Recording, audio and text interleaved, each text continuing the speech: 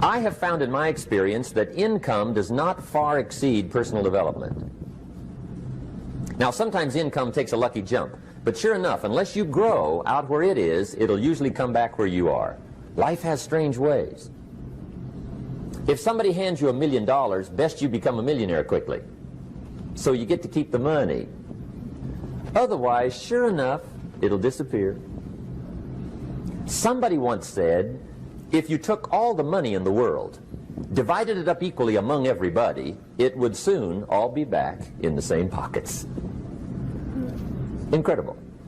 Success is something you attract, not something you pursue. Success is looking for a good place to stay.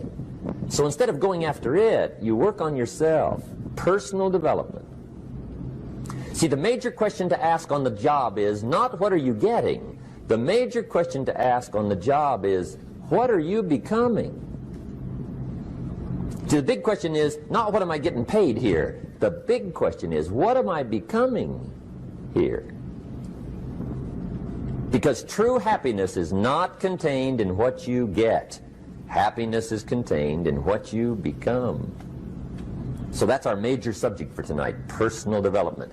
Of all the assignments Mr. Schoaf gave me at age 25, this was probably the most difficult. In fact, I'm still working on this one. I think it's an unending challenge to see what you can become.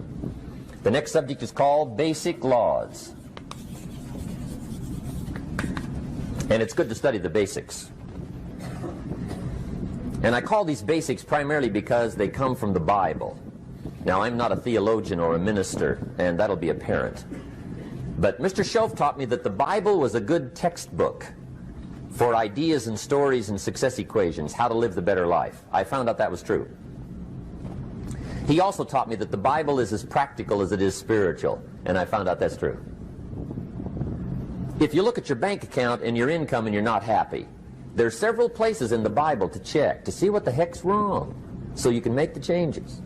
And we're going to cover some of those tonight, called basics. Okay. The next subject is my favorite, setting goals. Mr. Schoaf taught me how to set goals. What a favor that was. One morning at breakfast, shortly after I met him, he said, Jim, let me see your current list of goals, and let's go over them and talk about them. He said, maybe that's the best way I can help you get a better direction started. And I said, I don't have a list. He said, well, is it out in the car or home somewhere? I said, no, sir.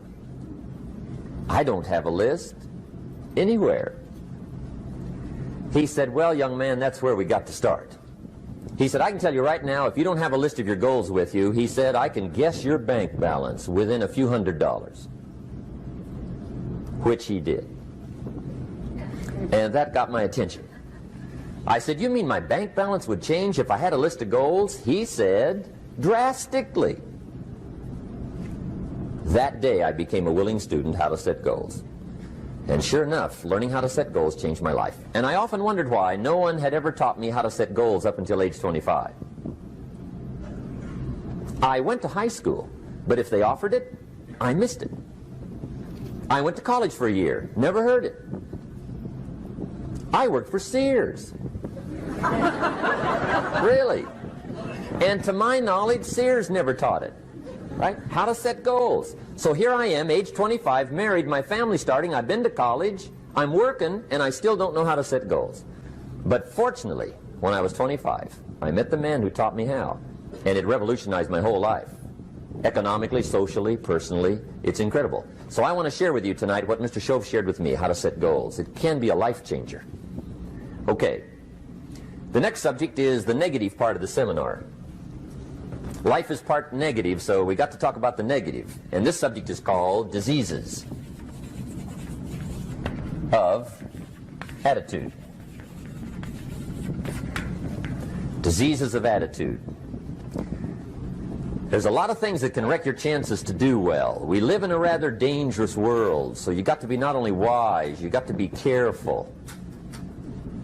Now, attitude diseases are just as bad as physical diseases, right? High blood pressure, heart trouble. I mean, a lot of things will ace your chances to do well. So you've got to be careful. And attitude diseases are deadly. I mean, they'll destroy all the good things you start. Okay? So we'll go through those attitude diseases, how to spot them, how to look for them, what they are, and the cure. And I'm a pro on these because I've had them all, so I can give you excellent advice on these. Now, the last subject we're going to consider tonight is called the day that turns your life around. The day that turns your life around. And under this subject, we're going to talk about the emotions that can change your life. Human beings are emotional creatures, and emotions are powerful for life change. Now, of course, emotions are so powerful they can go either way on you. Emotions can either build or destroy. So you really have to employ emotions properly. We call civilization the intelligent management of human emotions. If you can intelligently apply your emotions in the right direction, no telling what can happen. Could turn your life around one day would be sufficient. So we'll talk about those. Okay. Now that's a lot to cover in one evening, but we'll keep at it here and see if we can't get it all done. I'd like to have you now jot down the theme of the seminar. Every seminar should have a theme, I guess. We've got one. It's on some of our literature if you happen to notice it, but if you didn't, for your notes, here it is. The theme of the seminar goes like this: the major key to your better future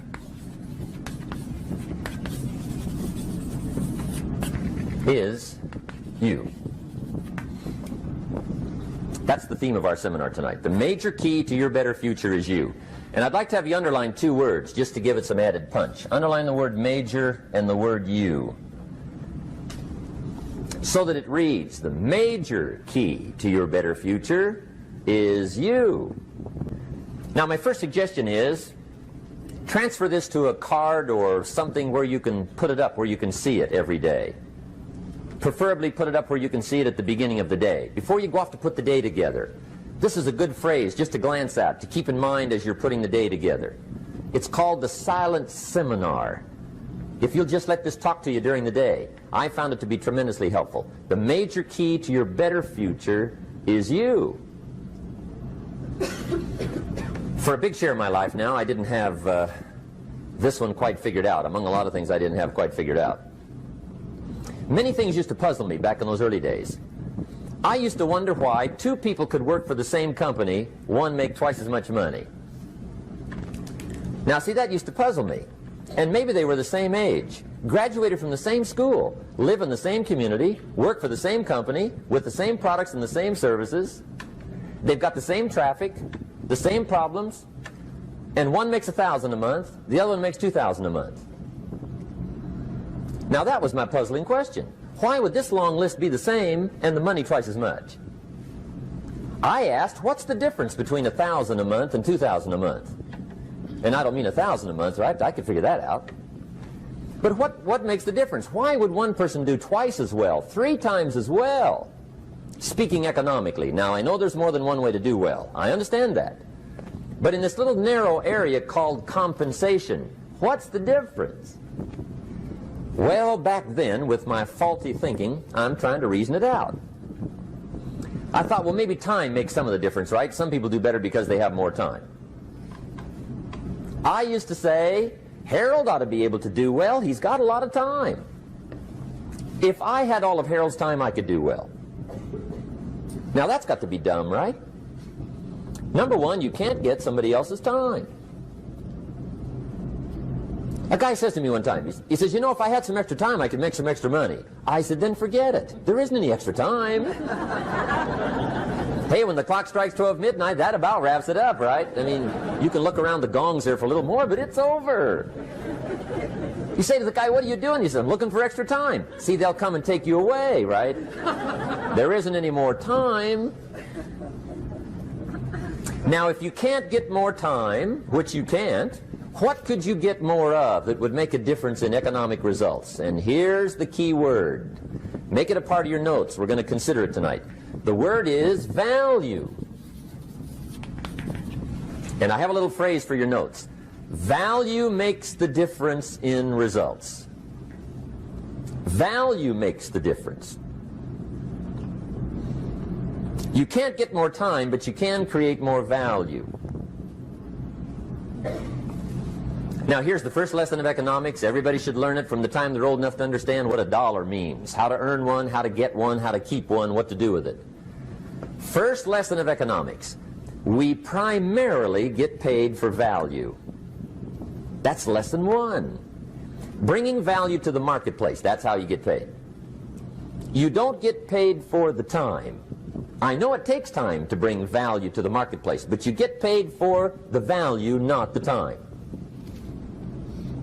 Now, since that's true, here's one of the key questions of the evening. Is it possible to become twice as valuable at the marketplace and make twice as much money in the same time?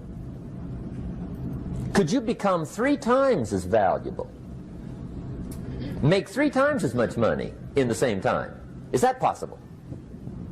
The answer is yes, if. And it's always if, right? Life is known as the big if. Harry Truman once said, life is iffy. How true. And here's the big if we're going to consider it tonight. It's possible to do much better at the marketplace if you go to work primarily on yourself. And that's the theme of our seminar tonight. Learning to work primarily on yourself. People have asked me for the last 24 years, how do you develop an above-average income? And the answer is, become an above-average person. Develop an above-average handshake.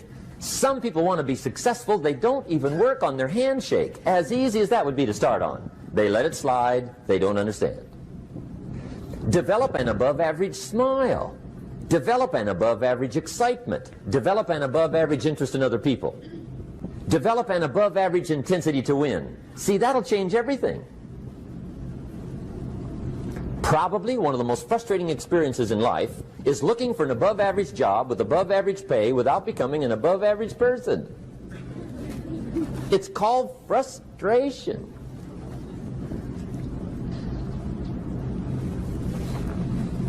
And Mr. Schoaf gave me probably the greatest clue he gave me when I first met him.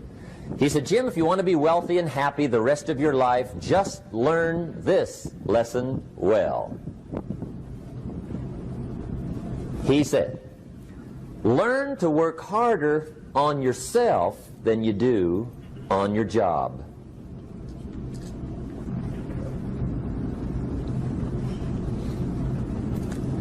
Then Mr. Schoaf gave me probably one of the most important clues among so many things he taught me, but this was in those early days. Mr. Schoaf is very kind, but he was also very abrupt. And he had these interesting questions to ask. I'm giving him a little rundown one day on how things hadn't worked out for me. He said, Mr. Rohn, I've got the answer for you if you will listen carefully. And listen carefully I did that day and for the next 5 years.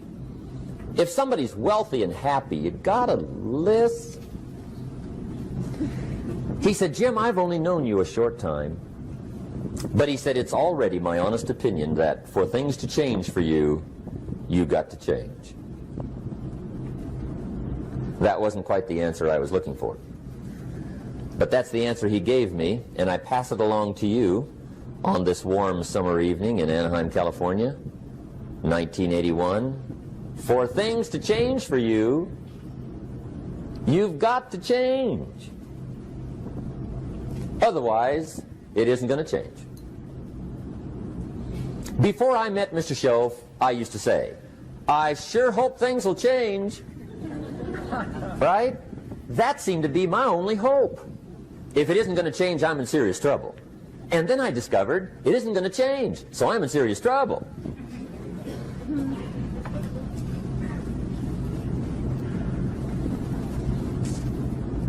See, I can tell you what the 80s are going to be like. You have dropped into the right place. I did a seminar one time for Standard Oil executives and management in Honolulu. And we're having a conference one day on this big conference table. And one of them said to me, Mr. Rohn, you know some fairly important people halfway around the world. What do you think the 80s are going to be like? I said, gentlemen, I do know the right people. I can tell you. So they all listened very carefully. And I said, gentlemen, based on my wide experience, I can really honestly say to you, in my opinion, in the 80s, it's going to be about like it's always been. Aren't you glad you came? That's inside. I don't pass that around just everywhere. Now, of course, I said that to make a point, but I also said it because it's accurate. It's going to be about like it's always been. It isn't going to change. The tide comes in, and then what? It goes out. For 6,500 years that we know of, recorded history, and probably long before that. So it is not going to change. It gets light, and then what? It turns dark. 6,500 years. See, it's not likely to change. And we're not to be startled by that. And if the sun goes down, the guy says, what's happened, what's happened? It means he hasn't been here long, I guess, right? It always goes down about this time. The guy says, well, I don't like that arrangement. Well, you got to talk to somebody besides me, right? It gets light, then it turns dark. In rotation, the next season after fall is what? Winter. Pray tell, how often does winter follow fall?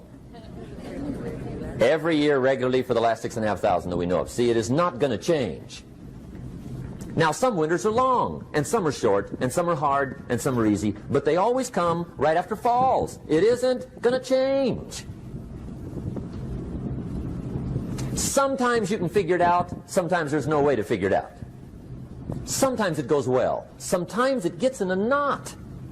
Sometimes it sails along, sometimes it gets in reverse. See, that's not going to change. The last 6,000 years reads like this: opportunity mixed with difficulty. That's how it reads. It isn't going to change.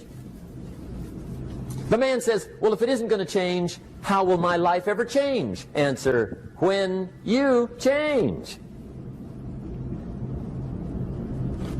And whether I'm talking to high school kids or business executives, my message is always the same. And it goes like this: the only way it gets better for you is when you get better.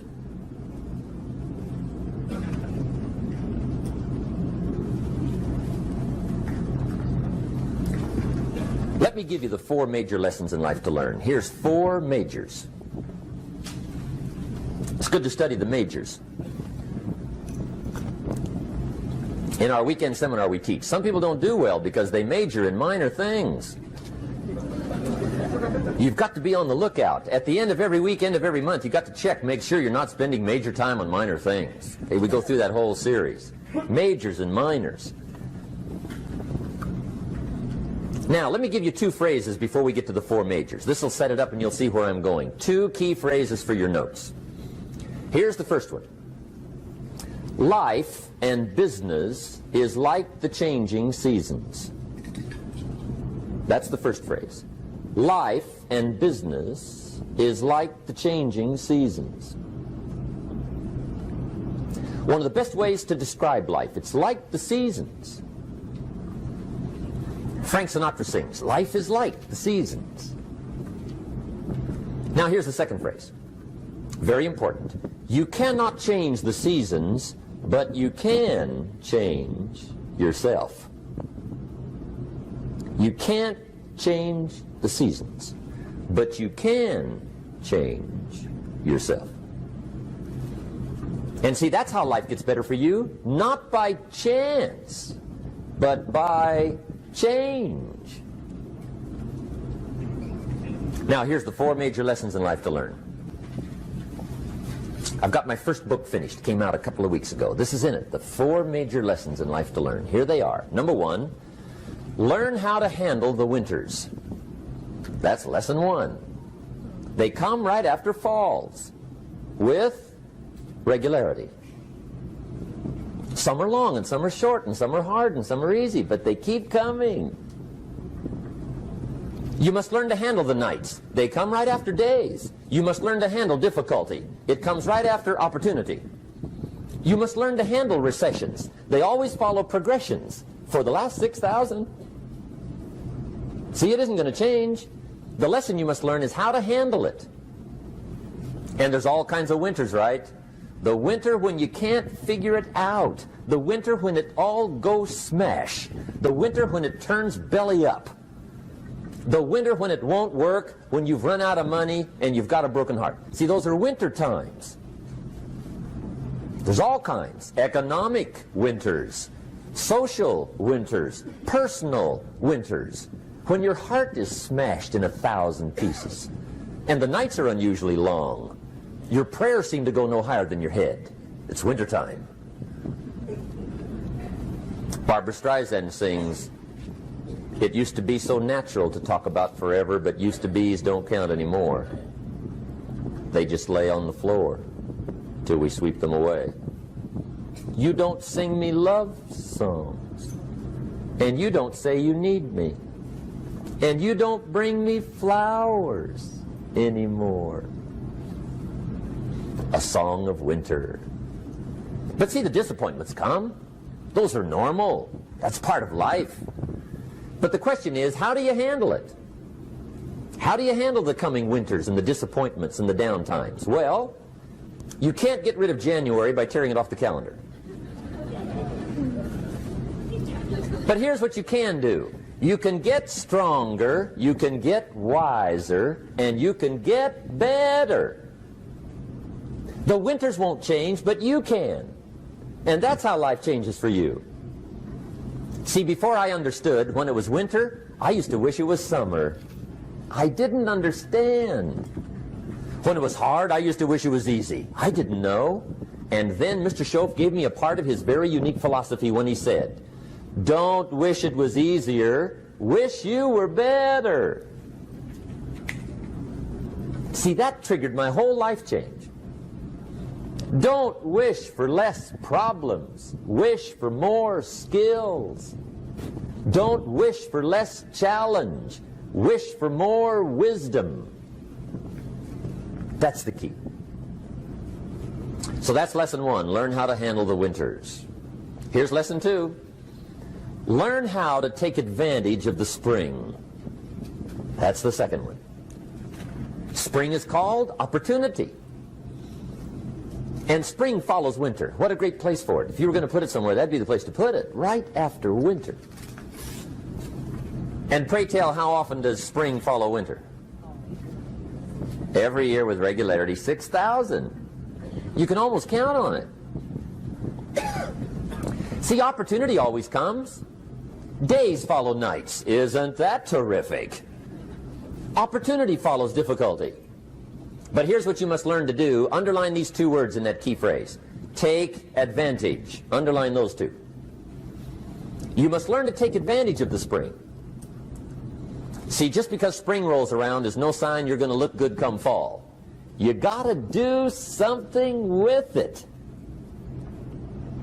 In fact, you have to get good at one of 2 things in life. Planting in the spring or begging in the fall. Or get somebody to do it for you. See, those are about the only alternatives. Now here's what else you must do. Take advantage of the springs quickly, because there's only a few. Just a handful of springs have been handed to each of us. They don't come forever. Life is fairly brief. So you got to read every book you can get your hands on what to do with your springs while they're here. And take advantage, they soon run out. The Beatles wrote, "Life is so short." And for John Lennon, it was extra short. But life is brief.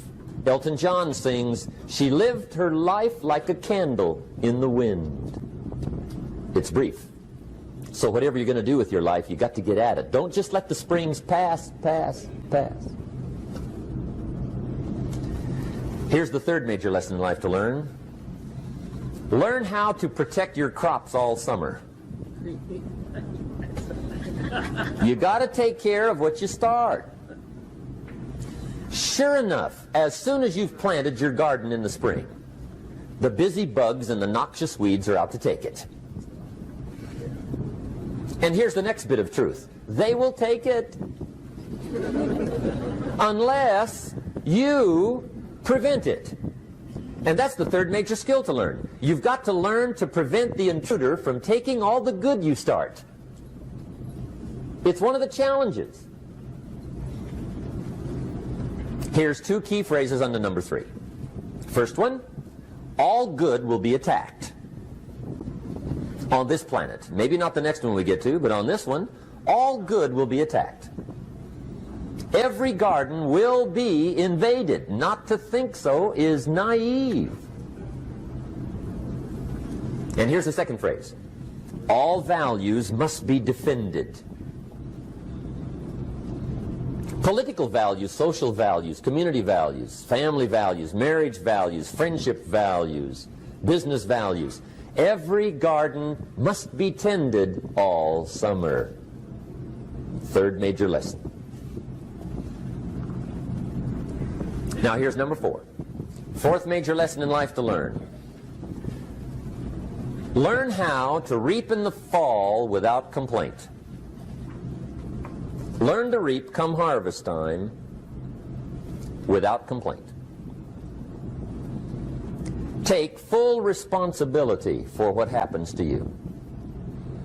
It's one of the highest forms of human maturity, accepting full responsibility.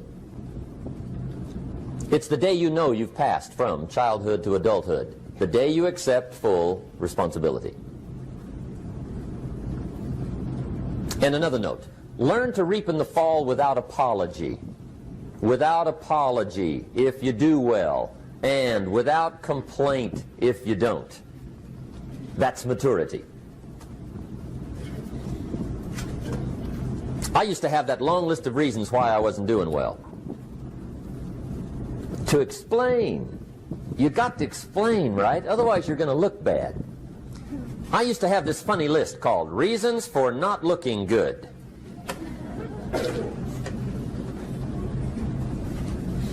I used to blame the government. I mean, you can believe that or not. It was at the top of my list. I had a lecture second to none. The government. That was on my list. I used to blame taxes. Look what you got left after they take everything. And they expect you to do well. That was on my list there. Prices, that one's easy, right? You walk into the supermarket with $20, come out with a little half bag. So I had that on my list. I used to blame the weather. I blamed the traffic. I used to blame my car. I blamed the manufacturers. I used to blame the company. I blamed company policy. I used to blame the training program. I blame my negative relatives. They were always putting me down. I blame my cynical neighbors. They're just selfish, looking out for themselves. Won't loan you money? They were on my list.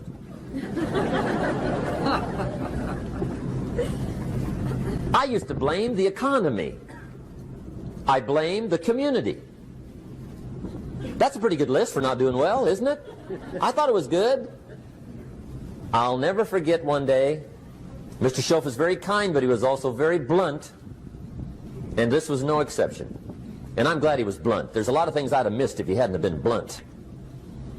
One day, with sort of a curious look on his face, he said, "Jim, just out of curiosity, tell me, how come you haven't done well up until now?" Excellent question. I thought, well, so I won't look too bad, I'll go through my list. And this list I just gave you, I put that on him. And he was very patient. He let me go through the whole thing, the government, the weather. I went through this whole thing. When I finished, he looked my list over very carefully. He said, "Mr. Rohn, big problem with your list. You ain't on it." How brilliant.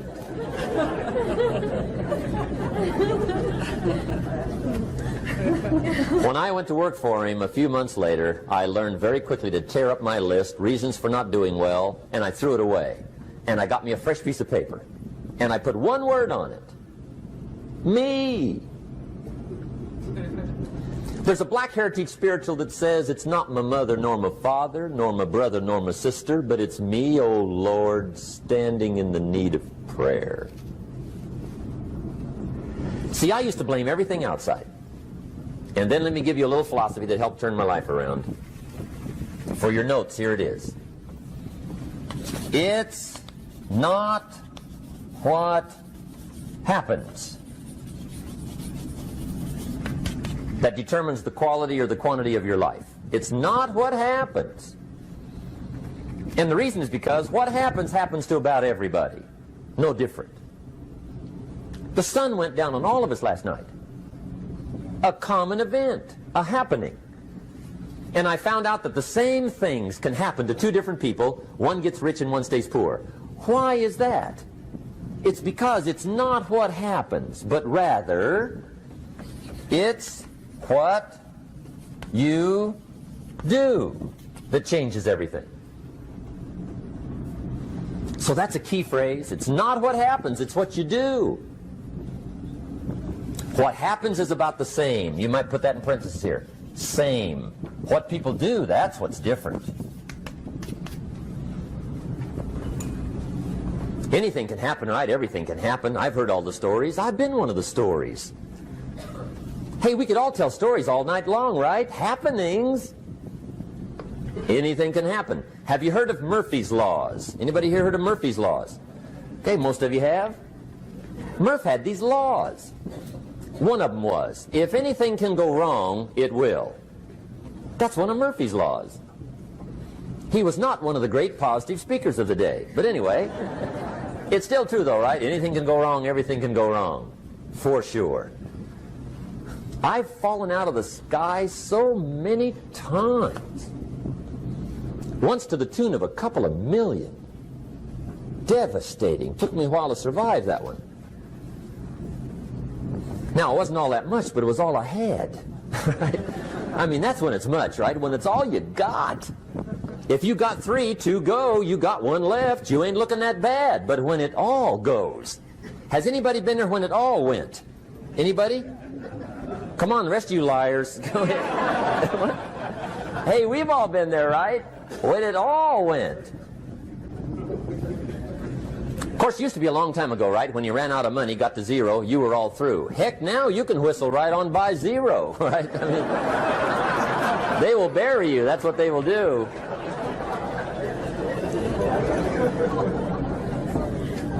But see, those are the happenings, right? Everything can happen. Anything can happen. But it's not the happenings. It's what you do about it. Somebody says, yeah, but you don't understand the disappointments I've had. Come on. Everybody's had their share. Disappointments are not special gifts reserved for the poor. Everybody has them. The difference is what you do about them. It's not the weather. I used to blame the weather, and I discovered it rains on the rich. So see, that won't help. 2 men wake up one morning, there's a rainstorm on. One of them looks out his window, sees the rainstorm, and he says, wow, what a storm. With weather like this, they can't expect you to go out and make sales. He stays home. Same morning, the other guy looks out his window, sees the same storm, says, wow, what a storm. But he says, you know what, with weather like this, what a great day to go out and make sales. Most everybody will probably be home, especially the salesman.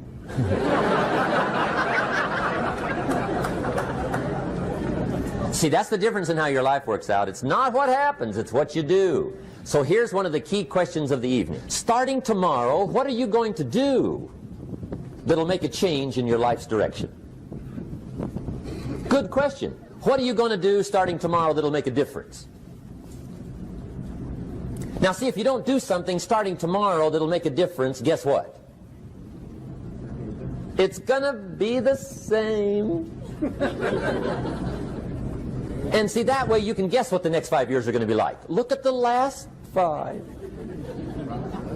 Because the next 5 are going to be like the last 5 unless you, major key, tomorrow, change it all.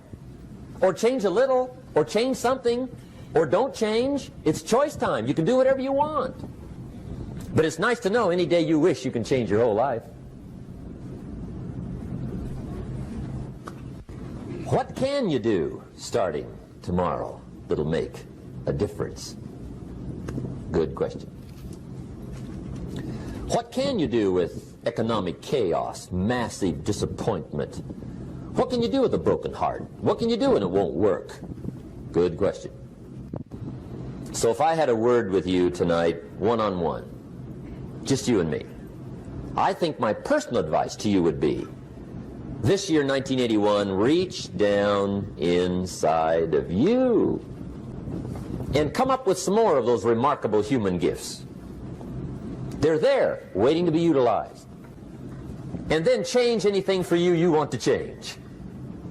And I challenge you to do that because you can change. If you don't like how it is for you, change it. If it doesn't suit you, change it. If it doesn't please you, change it. If it isn't enough, change it. And I challenge you to do that because you can change. See, you don't ever have to be the same again after tonight, only by choice. If you don't like your present address, change it. You're not a tree.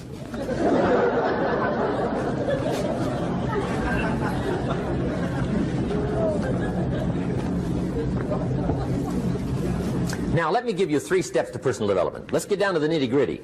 What does it take to really make the changes starting tomorrow? It takes more than philosophical pronouncement. I know that. It also takes more than enthusiasm. I know we're hearing a lot about enthusiasm these days, but see, that just won't do the job. We're still hearing the old cliches of the 30s, right? To be enthusiastic, you must act enthusiastic. But see, that's not going to help. After you have leaped about, there are some things you got to do, or it isn't going to change. See, you can get all excited about lifting 200 pounds till you get to the gym. And then you need a new excitement. And the new excitement is called discipline. Major step to human progress. Discipline. If there's one thing to get excited over, that's it. Get excited over your ability to make yourself do the necessary things.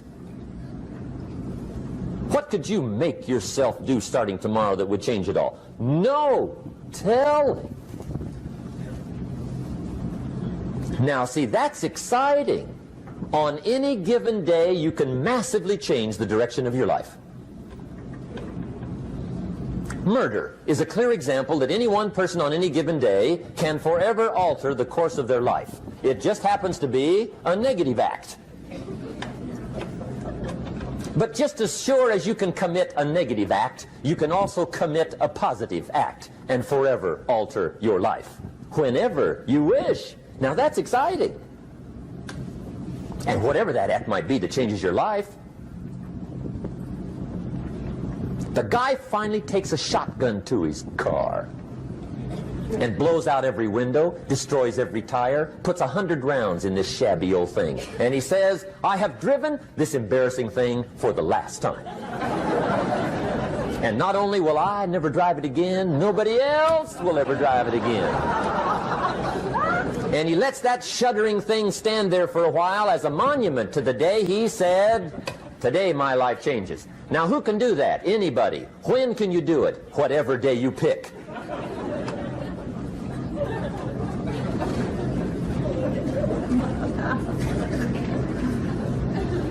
Now here's the key to discipline. Start with the little disciplines, get excited over the little disciplines, and get right on those, because those will lead to the big ones. You can't handle the big challenges in life unless you take on the little ones. Make a list of all the things you can do, get right on those, discipline yourself for those, both for the results and for the muscle and for the practice, so that when life hands you some big challenges, you'll be ready, you'll have the muscle. But see, if you don't handle the small ones, you can't take care of the big ones. Okay, here's what else it takes for life change. Self-motivation. Key phrase, self-motivation. I don't know why we call it self-motivation. It's really the only kind there is. You've got to motivate yourself. Because I found out you can't change people. They can change themselves, but you can't change them. Lord knows some I've tried. But see, it won't work. People have to change themselves. I learned some of those lessons early. I built a little sales organization way back in those early days. I'm 25. And I had some nice people. I said, I'm going to make these people successful if it kills me. I almost died, right? I mean, you can't do that.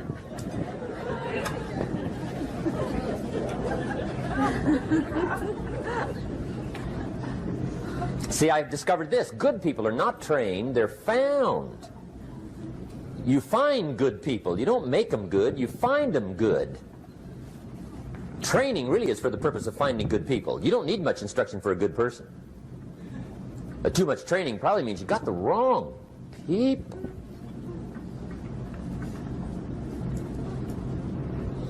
So you got to find the right people. That's the key to getting a good job done. One of the major things we learn in management, lesson 1, don't send your ducks to Eagle School.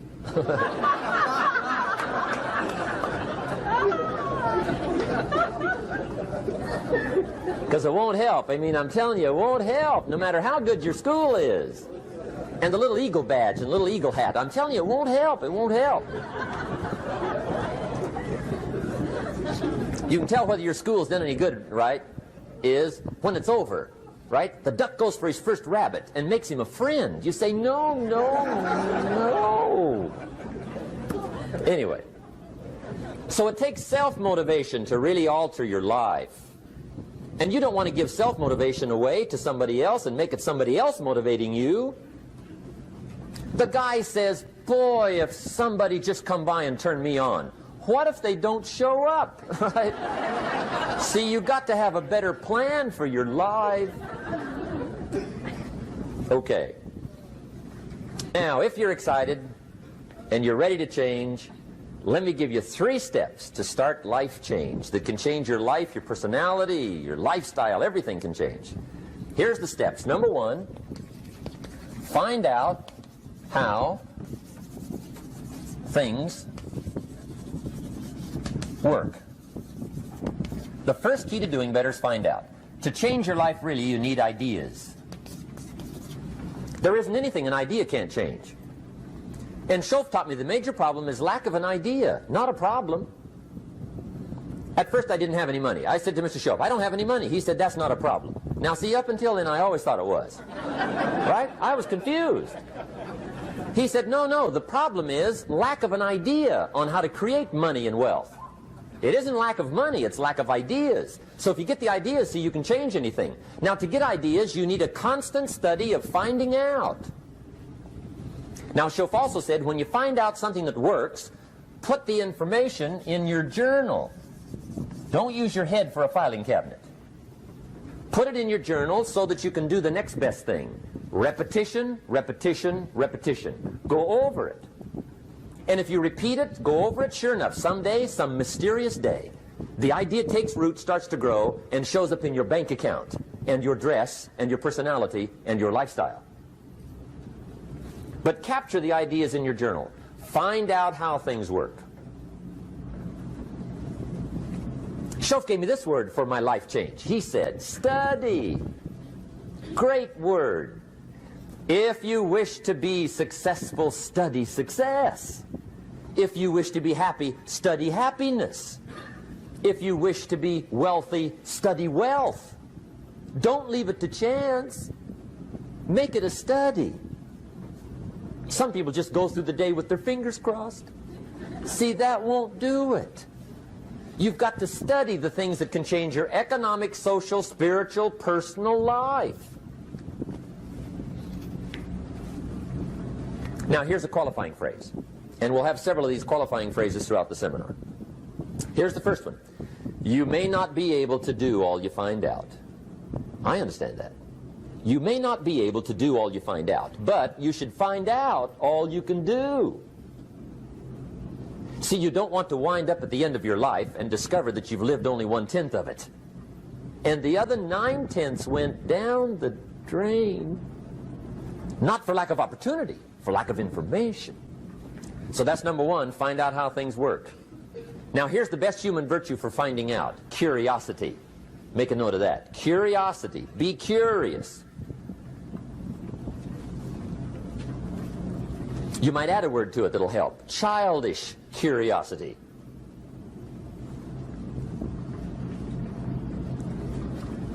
What will kids do if they want to know something bad enough? Bug you. That's the phrase. They can ask 1,000 questions. You think they're through? They got another 1,000. They'll drive you to the brink. It's a virtue. When you gotta know, be like a child. In fact, Jesus, the master teacher, said, unless you can become like little children, you might as well forget it. You don't have a prayer. Excellent advice. You got to be like children. 4 ways, in my opinion, to be like a child. Number 1 is curiosity, and number 2 is excitement. Get excited like a child over your ability to make yourself do anything for change. 3rd is faith. Have faith like a child. Adults are too skeptical. And 4th is trust. Trust is a childish virtue, but the rewards are incredible. So be like a child. Now, if you're curious, let me give you 3 ways to find out how to change anything. Any life direction, any dimension. Here's 3 ways to find out how to change anything. Number 1 is to read. Become a good reader. All of the successful people I know and work with around the world, they're all good readers. Curiosity drives them to read. They got to know. They just read.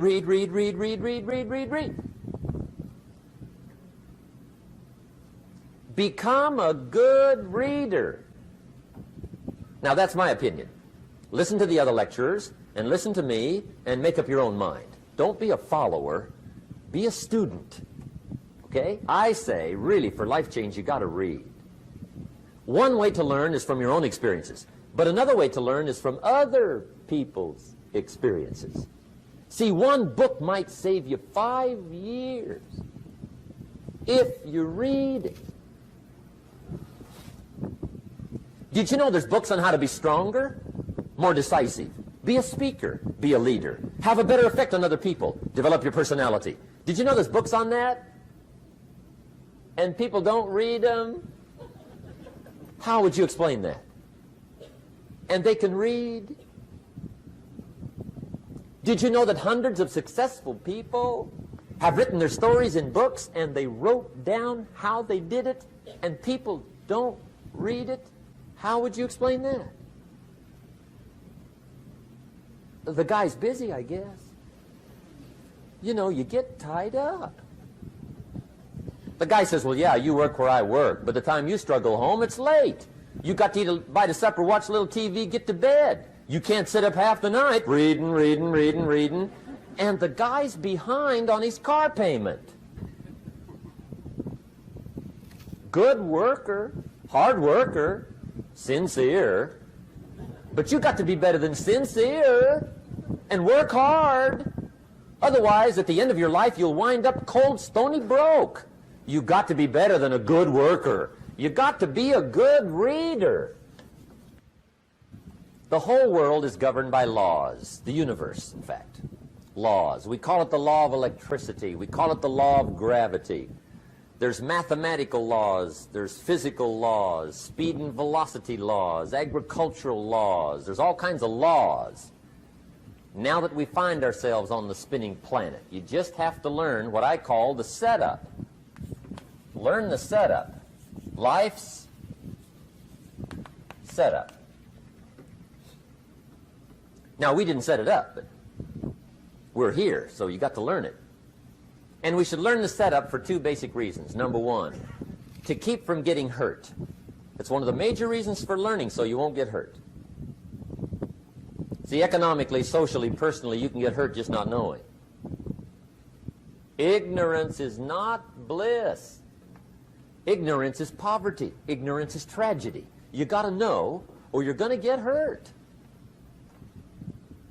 It's good to know not to walk out the 10th-story window. That's excellent information. Now, what if a guy didn't know and he walks out? Now he's dead at the bottom. Somebody says, well, the poor guy didn't know. You got to know, or you're going to get hurt. Okay. Now, here's a parenthesis. You don't have to like the setup. I don't ask you to like how it is. That's not what's important. But it is important to learn how it is. Okay? So you don't have to like it, but you should learn it. That's what I tell the kids, right? Make sure you get the information. What you think about it, that's up to you. What you're going to do with it, that'll soon be up to you. But make sure you get it. See, there's nothing worse than being stupid. Nothing. I mean, being broke is bad, but being stupid is awful. And what's really bad is being broke and stupid, right? That's about the end of the world. I mean, there isn't anything much worse than that. Unless you're sick. Sick, broken, stupid. I mean, that is it, right? There's nowhere else to go. So make sure you get the information. It's key. You don't have to like it, but learn it. If this big monstrous thing lifts up in the sky, hangs there for a little while, cuts loose, comes crashing down, boom, shakes the ground for 5 miles. And then this big monstrous thing lifts back up in the sky, hangs there for a little while, cuts loose again, comes crashing down, boom, shakes the ground for 5 miles. It just keeps doing it, this big monstrous thing, lifting up and then crashing down, boom. Now, you might come along one day and say, that's got to be a stupid arrangement, which is okay. You're entitled to your opinion. But the first thing you should learn to do is get out from under it, right? That's number one. You might have a great moral argument. You might want to shake your finger at the sky, but do it from over there, right, so you don't get smashed. It's called your basic smart. So number one, learn so you won't get hurt. Whether you like it or not, learn. Now here's the second reason for learning, the setup, to benefit. It's called the plus of life. And that's what life is, right? Both minus and plus. The minus is tragedy, heartache, misery, failure, unhappiness. But life is also happiness, prosperity, good feelings. So here's the key.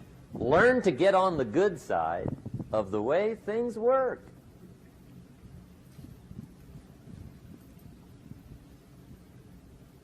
Now here's 2 of the basic laws, and we'll take our break. Shof taught me these. They come from the Bible. Now again, I'm an amateur, okay? When it comes to the Bible, I'm not a pro. So you'll sort of have to take my way of putting it. But here they are. The first one is the law of use. The law of use. And it goes something like this. Whatever you don't use, you lose. Lack of use causes loss.